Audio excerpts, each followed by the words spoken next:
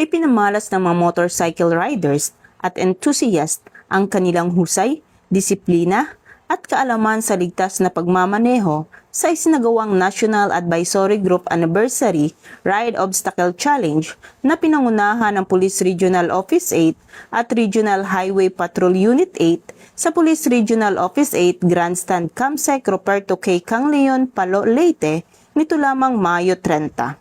Sa ilalim ng pamumuno ni Police Brigadier General Jason L. Capoy, Regional Director ng Police Regional Office 8, nagsama-sama ang mga riders sa isang paligsahang may iba't ibang obstacle course challenges na layuning subukin ang kanilang kakayahan sa pagmamaneho habang itinataguyod ang responsabling paggamit ng kalsada.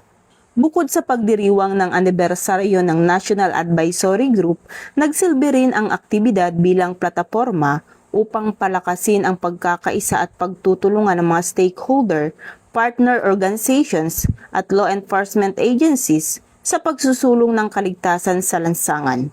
Ayon sa Police Regional Office 8, bahagi rin ito ng kanilang proactive na hakbang upang mabawasan ang mga aksidente sa kalsada sa pamamagitan ng pagpapalawak ng kaalaman sa road safety, paghihikayat sa responsableng pagmumotorsiklo at mahigpit na pagsunod sa mga batas trapiko. Sa pamamagitan ng mga ganitong programa, mas mapapalakas ang mga kamalayan ng mga motorista sa kahalagahan ng disiplina at kaligtasan sa kalsada na makatutulong sa paglikha ng mas ligtas na komunidad para sa lahat ng road users. Mula dito sa Campo Crame, ako ang inyong PNN correspondent, Patrolwoman Dara Palogme, alagad ng batas, tagataguyod ng balitang pulis.